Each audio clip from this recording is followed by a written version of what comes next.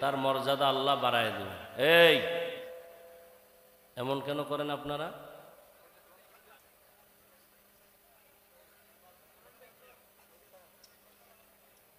ভালো হইতে বহু সময়ের প্রয়োজন, কপাল পুড়তে 1 সেকেন্ডেরও প্রয়োজন নেই।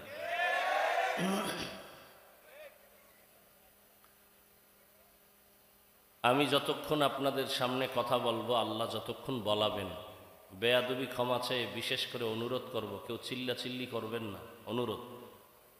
কিছু কথা বলবো, বুঝবেন এবং মানার জন্য তৈরি থাকবেন, আল্লাহর কাছে তৌফিক চাইবেন।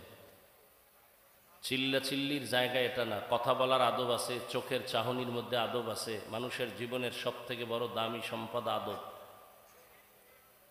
কথা বুঝার চেষ্টা করেন, চিল্লাচিল্লি কেন করেন?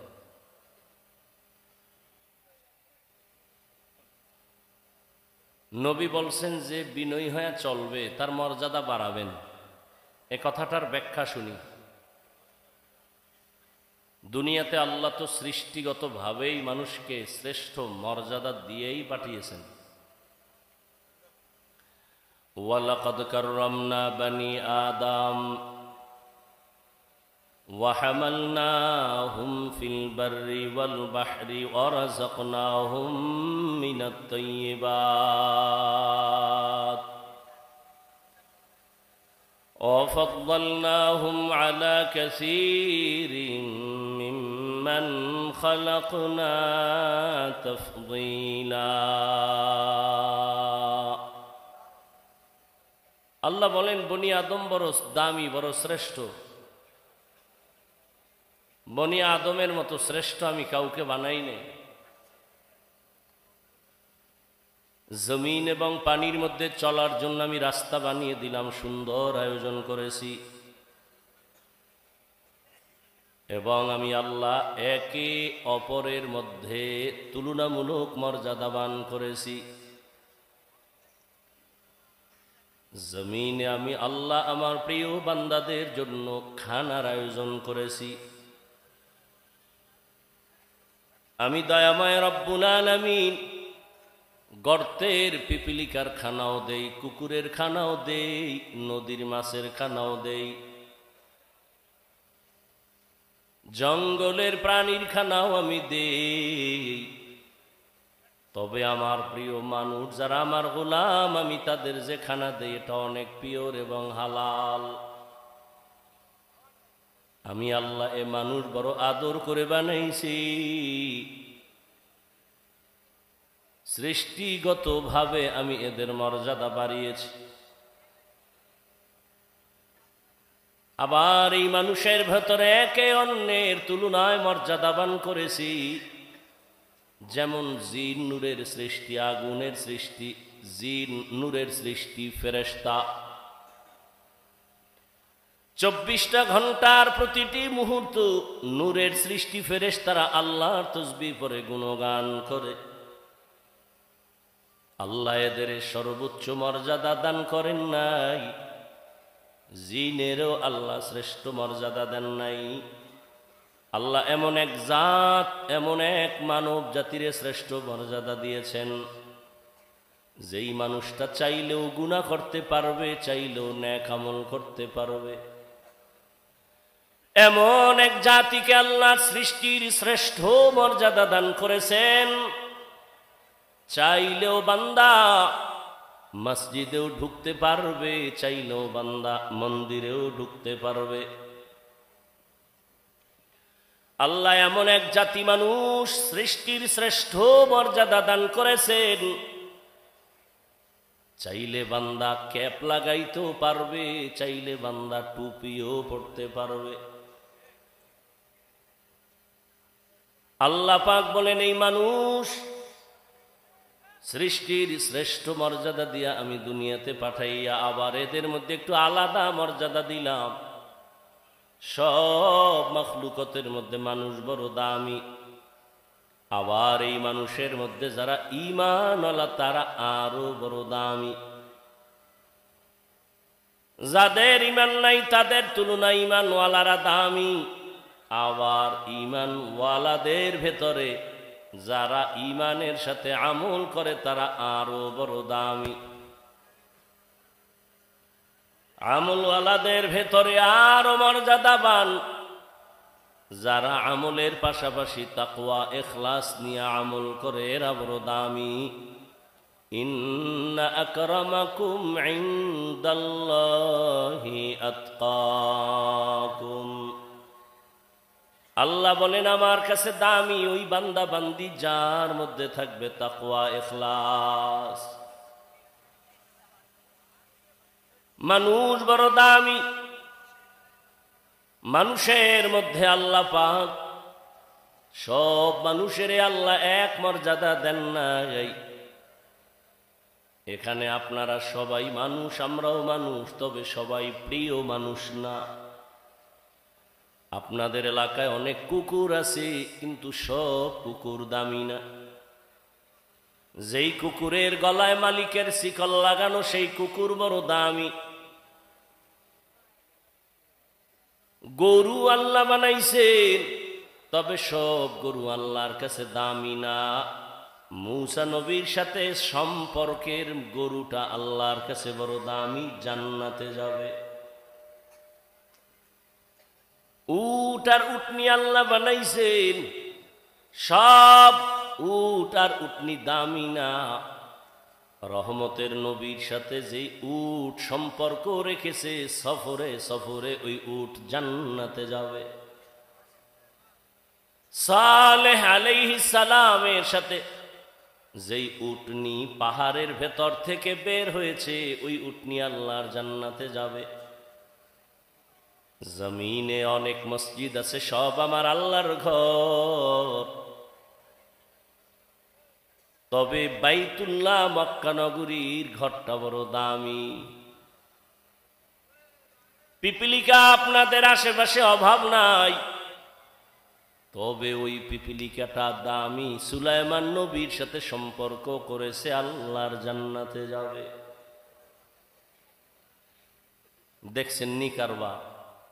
আপনারা না বলেন সৎসঙ্গে স্বর্গবাস।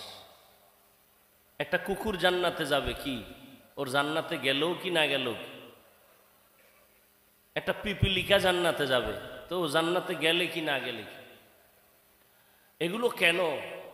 আল্লাহ মানুষকে বুঝাচ্ছেন, একটা পিপিলিকা যদি সৎসঙ্গের কারণে জান্নাত পেতে পারে, তুমি মানুষ কেন পাইবা না? আতরের দোকানে গেলে তুমি আতরের ঘ্রাণ পাইবা, বাথরুমের কিনারায় গেলে তুমি বাথরুমের গন্ধ নাকে পাইবা। আল্লাহর প্রিয় বান্দাদের বন্ধু হয়ে যখন চলবা, তোমার জান্নাতের পথ ওপেন হতে থাকবে। আল্লাহ বলেন এই মানুষ আমি দামি বানায় দিলাম। সব মানুষ দামি না। আপনাদের পাটকেল ঘাটা বাজারে কুকুর ঘুরে, সারাদিন বাজারে ঘুরে, কোনো দাম নাই, তবে যেই কুকুর মালিকের শিকল গলায় লাগাই, সেই কুকুরের দাম বেড়ে গেছে। খোলা আকাশে পাখি উড়ে, কোনো দাম নাই, কিন্তু যে পাখিটা মালিকের খাঁচায় আটকানো, সে পাখিটার দাম আছে। সুন্দরবনে অনেক প্রাণী আছে, হরিণ আছে, বাঘ আছে, অতটা মূল্যায়ন নাই। ঢাকার চিড়িয়াখানায় যে বাঘ আটকানো, হরিণ আটকানো, ওটার দাম আছে, মূল্যায়ন আছে, দেখতে গেলে টাকা দিতে হয়। জমিনের মধ্যে মানুষ আমরা সবাই, তবে সব মানুষ দামি না। তবে ওই মানুষ দামি যে কালেমার রশি গলায় লাগাইয়া আল্লাহর নবীর আদর্শ মতো জীবন চালায়, আলেম আল্লাহওয়ালার নেক নজর নিয়ে চলে, মানুষটার বড় দাম।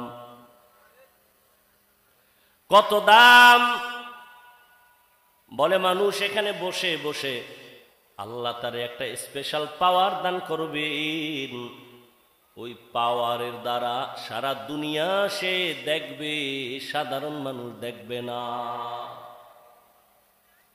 কোরআনের ভাষায় ওই পাওয়ারের নাম হলো ফুরকান, হাদিসের ভাষায় ওই পাওয়ারের নাম হলো ফেরাসত। আমি কোন কথা বুঝাইতে চাইতেছি? নবী বলছেন মানুষ বিনয়ী হইয়া চললে দাম বাড়বে, মর্যাদা বাড়বে। আরে মানুষ তো মর্যাদাবান হইয়াই দুনিয়াতে আসছে, তো কিসের মর্যাদা বাড়বে? কাহা দুনিয়াতে সবাই তো মর্যাদাবান হয়ে আসছে, মুসলমানের ঘরেই জন্ম নিছে তো কত দাম, কিন্তু মুসলমানের ঘরে জন্ম নিয়া মুসলমান কায়দায় চলে না, তাহলে তার দাম বাড়লো না কমলো? قال النبي صلى الله عليه وآله وسلم ما من مولود إلا يولد على الفطرة فأبواه يهودانه أو ينصرانه أو يمجسانه إلى آخر الحديث أو كما قال النبي عليه الصلاة والسلام. কিছুক্ষণ বসবেন? হ্যাঁ, বলি কেন জানেন? প্যান্ডেলটা বড় এখানে কপালওয়ালা ছাড়া বসতে পারে না, আসতেও পারে না। অনেকে বাড়ির থেকে ওয়াজের নাম দিয়ে আসছে, কপাল খারাপ, বেহেশতের প্যান্ডেলে ঢুকতে পারে নাই। আবার একদল প্যান্ডেলে ঢুকছে, তার কপালটাও ভালো না, মোবাইল সামনে রেখে কলবের দরজা বন্ধ করে দিয়েছে।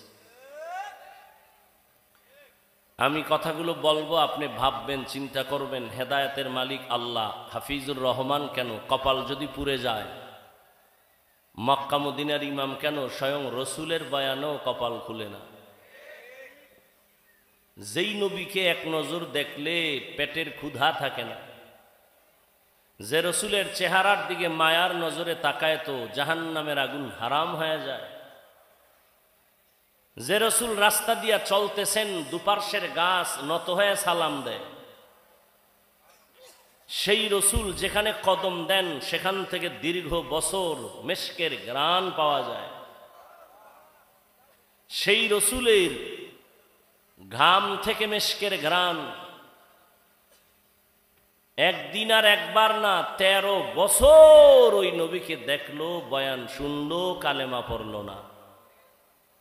চিন্তা করেন, কুকুর শুকরকে আল্লাহ চিন্তা করার মেধা দেন নাই, মানুষকে দিছেন। একটু চিন্তা করেন, হেলায় খেলায় তো দিন রাত কাটায়া জীবনের অর্ধেক পার করলেন, 3 ভাগের 2 ভাগ পার করলেন, আর কত? বহু তামাশাই তো দেখলেন এই বয়সে, কিন্তু টিকলো কে? কই ফেরাউন, কই গাদ্দাফি, কই সাদ্দাম, কই বুশ, কই নমরুদ, কই কারুন, কই হামান, কই কোটিপতি টাকাওয়ালা? জীবনে অনেক তুফান দেখেছেন, জোয়ার ভাটা দেখেছেন, আপনি কেন সেই পথের পথিক হলেন? কি পাওয়ার আশায়? কার পেছনে ঘুরে আজ আপনি গুনাহের সাগরে হাবুডুবু খাচ্ছেন? কয়দিন আর আপনার হায়াতের বাকি আছে বলেন? আপনি সুস্থ, আপনি মরবেন না। অসুস্থ মানুষ ডাক্তার বলে মরে যাবে, অসুস্থ লোকটাই বেঁচে থাকলো, সুস্থ মানুষটা মরে গেল। যুবক, তোমার এই 25-30 বছর হায়াতে কি অর্জন করেছো? মা বাবার বরদোয়া, মাস্তানি ভাব নিয়ে তো বসে আছো। একটু বলো তো, আমার কথার জবাব দাও বা ভাবো তো, তোমার এই জীবনে তুমি অর্জন কি করেছো? শিক্ষকের বরদোয়া? তুমি এই জীবনে অর্জন কি করেছো? মোবাইল দেখে দেখে কবিরা গুনাহ, চেহারা নষ্ট, কিডনি নষ্ট, হার্ট নষ্ট, ব্রেন নষ্ট, চরিত্র নষ্ট, লেখাপড়া নষ্ট। তোমার মধ্যে আছে বলতে কিচ্ছু নাই, একটা রুহু আছে, এটা চলে গেলে তুমিও নাই। কিন্তু ভাব তো দেখাইতেছো মাস্তান ভাব, মনে করছো তুমি সেরা। তুমি কিছুদিন পরে বিছানায় পরে পঙ্গু হয়ে বেঁচে থাকতে হবে, তোমার একটু কি চিন্তা আছে? তুমি আর যদি বেঁচে থাকো আরো 10 বছর, 20 বছর, 30 বছর, পঙ্গু হয়ে বাঁচতে হবে। কারণ মোবাইল তোমার চরিত্র কেড়ে নিয়েছে, কিডনি কেড়ে নিয়েছে, হার্ট কেড়ে নিয়েছে। এই মোবাইল তোমার চোখের পাওয়ার নিয়েছে, কানের পাওয়ার নিয়েছে, চরিত্র নিয়েছে, লেখাপড়া নিয়েছে। তোমার জগতে কোথাও শান্তি নাই, সম্মান নাই। তুমি বেঁচে থাকবা, হাত থাকবে, পাওয়ার থাকবে না, চোখ থাকবে, পাওয়ার থাকবে না, কথা বলার শক্তি থাকবে না। এমন একটা মুহূর্ত আসতেছে, চিৎকার দিয়া কান্না করবি, চোখের পানি মোছার আপন কাউকে পাবি না। শুধু এই একটা মোবাইলকে কেন্দ্র করে মায়ের সাথে কি পরিমাণ বেয়াদবি করেছে। এই যুবক, এই একটা মোবাইলকে কেন্দ্র করে বাবার সাথে কি গাদ্দারি করেছো, এই একটা মোবাইলকে কেন্দ্র করে মা বাবার কত টাকা চুরি করেছো, এই একটা মোবাইলকে কেন্দ্র করে শিক্ষকের সাথে কত বেয়াদবি করেছো। তুমি জানো তুমি মরে গেলে তোমার মা খুশি হবে এখন শুধু তোমার চরিত্রের কারণে। মনে মনে কাঁদবে ঠিক, কিন্তু মনে মনে বলবে ওর চরিত্রের কারণে মানুষের সামনে মুখ দেখাতে পারি না, লজ্জা পাই, ও মরে গেছে, একটা বালা চলে গেছে। তোমার লজ্জা লাগে না? তুমি হাসো। আমি তো এখানে হাসির কোনো কথা বলি নাই। যদি ভাবতা তো গলায় রশি লাগায় কান্না উচিত ছিল যে আমি এত খারাপ, আমার কপাল এত অভিশপ্ত কপাল যে আমার চরিত্রের কারণে মাও ভালো জানে না, বাবাও ভালো জানে না, শিক্ষকেরা ভালো জানে না, আলেমরা ভালো জানে না। তুমি এমন অভিশপ্ত কপাল নিয়ে জন্ম নিলা কেন? কারণ কি? তোমার কপালে কার অভিশাপ লাগছে বলো? ওয়াজের প্যান্ডেলে আল্লাহ নিয়ে আসছেন দয়া করে, তুমি এখানে এসব মোবাইল চালাও। কি কি জন্য তুমি এখানে আসছো বলো? তোমার লাভ কি? তুমি আসছো খালি, যাইবাও খালি। এই প্যান্ডেলে মোবাইল হাতে নেওয়ার কোনো কাজ নাই। তুমি মনে করো কাম, আমি বলি এটা আকাম। তুমি মোবাইল হাতে নিছো কেন? বলার দায়িত্ব আমার, বলে গেলাম, মানবা কিনা সে দায়িত্ব তোমার। আল্লাহ হেদায়াত দান করুন। তুমি আমার কথা মানবা না, তোমার কপাল খারাপ।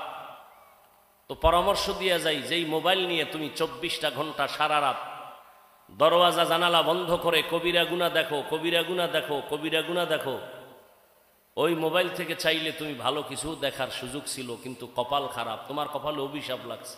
না হয় তুমি চাইলে তো বয়ান শুনতে পারতা, মক্কা মদিনার তেলাওয়াত শুনতে পারতা, গুগলে সার্চ দিয়ে দেখতা সৌরজগৎ কি, ওগুলোর থেকে জ্ঞান অর্জন করতা। মানুষের শরীরটা কিভাবে আল্লাহ বানাইছেন, হার্ট কি, কিডনি কি, এগুলি নিয়ে গবেষণা করলে তোমার জীবনের 30-40 বছর চলে যাইতো। তুমি একটা গবেষক হইতা, একটা জ্ঞানী হইতা, মানুষ তোমাকে মাথায় উঁচু করে রাখতো সম্মানের সাথে।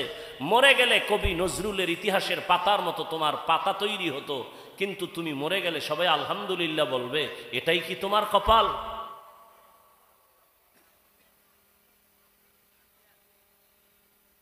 আল্লাহ হেদায়াত দান করুন। মোহাব্বতের আলোকে জাহান্নাম থেকে বাঁচাবার জন্য বলেছি, তুমি কি ভাবতেছো আল্লাহ ভালো জানেন। তো বলতেছিলাম কপাল যদি পুড়ে যায়, হাফিজুর রহমান কেন আর মক্কা মদিনার ইমাম কেন, স্বয়ং রসুলের বয়ানও কালেমা কথা কেন। খুব ভাবে আছেন না? যেখানে কথা লাগে সেখানে আর কথা বলেন, আর যেখানে লাগে না সেখানে হুদা চিল্লা চিল্লি করে। 13টা বছর নবীকে দেখলো, কালেমা পড়লো। জানেন এত বড় নিকৃষ্ট বেঈমান কে? আবু জাহাল। এবার দেখেন তো আল্লাহর কুদরতটা কেমন। 13 বছর নবীরে দেখলো, কাছে বসে বয়ান শুনলো, কালেমা পড়লো না। অন্যদিকে 27 বছরের যুবক তরবারি নিয়ে দৌড়ায় নবীকে জবাই করবে। কয় বছরের যুবক? রহমতের নবীকে একটা নজর দেখা মাত্র তরবারি ফালায় দিয়া কয়, ইয়া রাসূলুল্লাহ, এত সুন্দর আপনার চেহারা, আপনি মানুষের দুশমন হতে পারেন না। দূরে বসে না দেখে অনেক ধারণা করেছিলাম আপনি খারাপ, আমাকে দয়া করে মাফ করে দেন। আর তরবারি নিয়ে আসছিলাম আপনাকে জবাই করার জন্য, ওই তরবারি আপনি হাতে নিয়ে আমার কল্লা কেটে দেন, তবে আগে কালেমা পড়ায় দেন। 13 বছর নবীরে দেখিয়াও কালেমা পড়ে না, আর 27 বছরের যুবক তরবারি নিয়ে নবীকে জবাই করতে গিয়া কালেমাওয়ালা মুসলমান হয়ে গেল। এই ভাগ্যবান ব্যক্তিটার নাম জানেননি? এর নাম কপাল। বাড়ি থেকে বয়ানে আসছে, ওয়াজ মাহফিলে যাই বলে আসছে, কিন্তু কপাল খারাপ, বেহেশতের প্যান্ডেলে ঢুকতে পারে নাই। দোকানে বসে কবিরা গুনাহ করে আড্ডা দেয়, কত বদনসিব তার। আবার একদল প্যান্ডেলে ঢুকছি ঠিক, তবে বয়ান শুনে নাই, মোবাইলের ব্যস্ততায় কপাল পুড়ে চলে যাবে। আবার একদল বয়ান শুনছে, কিন্তু শয়তানের ধোকায় পড়ে মোনাজাত না দিয়া চলে যাবে। অথচ মোনাজাত এমন একটা বরকতের জিনিস, দোয়া। একজনের চোখের পানি যদি কবুল হয় সবার জীবনের গুনাহ আল্লাহ মাফ করে দিবেন। মা বাবার জন্য দোয়া তো করলা না, এমন সুযোগ আল্লাহ দিলেন, এই সুযোগটাও হারাইও না রে বাবা। জীবনে কত রাত গুনাহ করে করে কাটিয়েছো রে যুবক, আজ একটা রাত আমার আল্লাহর মোহাব্বতে কাটাও। যদি এটাও না পারো তোমার কপাল বড় খারাপ। আমি তোমাকে হুজুর বানাবার জন্য আসি নাই, কোনো পেরেশানি করিও না, ভয় নাই। আমি যতক্ষণ বয়ান করব একবারও বলবো না তুমি আমার মতো হুজুর হয়ে তসবিহ টানো, একবারও বলবো না, ভয় নাই। শুনো আমি কি বলতে চাই, শুনে যাও। আল্লাহ বলেন আমি নবী বলেন যারা মানুষ হইয়া বিনয়ী হয়ে চলবে, ছোট মনে করে চলবে, ভাব দেখাবে না, অহংকারী হবে না, তার মর্যাদা বেড়ে যাবে। বলে মানুষ তো দুনিয়াতে মর্যাদাশীল হইয়াই আসছে, আবার কিসের মর্যাদা বাড়বে?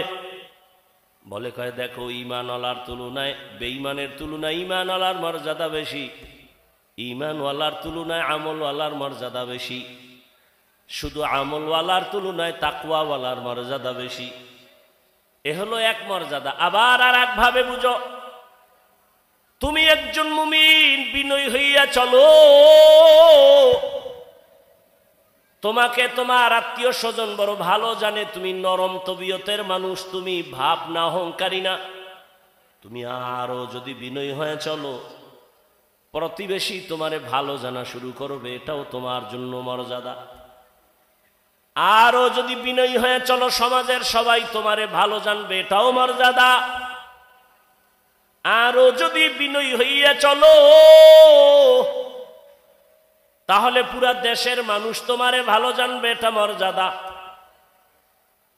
আরো যদি বিনয় হয়ে চলো, শুধু মুমিন না বেঈমানেরাও ভালো জান। আরো যদি বিনয়ী হইয়া চলো, শুধু মানুষ না বিধর্মী না জঙ্গলের প্রাণীরাও তোমারে মহব্বত করবে, এটাও মর্যাদা। এরকম নজিরের অভাব নাই।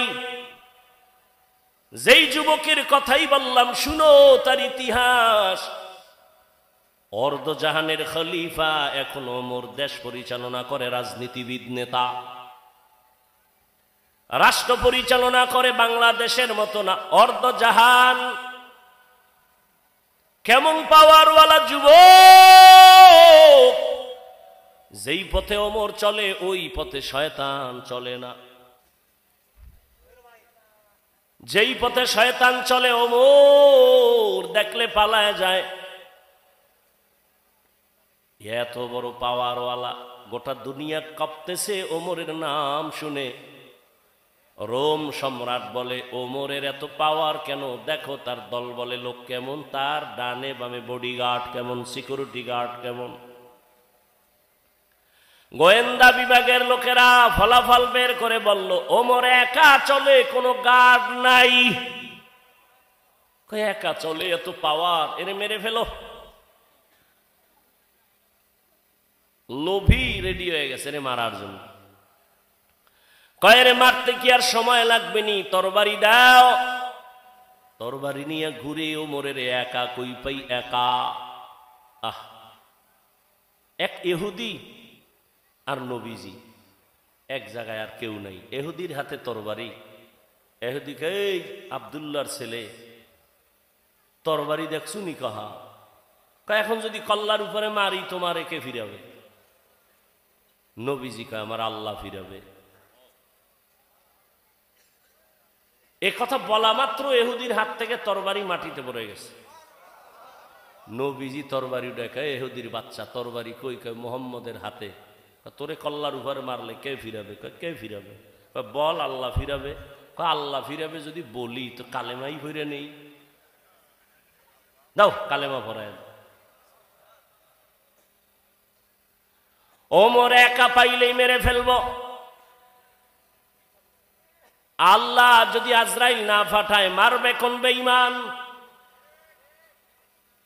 তরবারি নিয়ে খুঁজে ওমর কই, খুঁজতে খুঁজতে খবর পেয়ে গেছে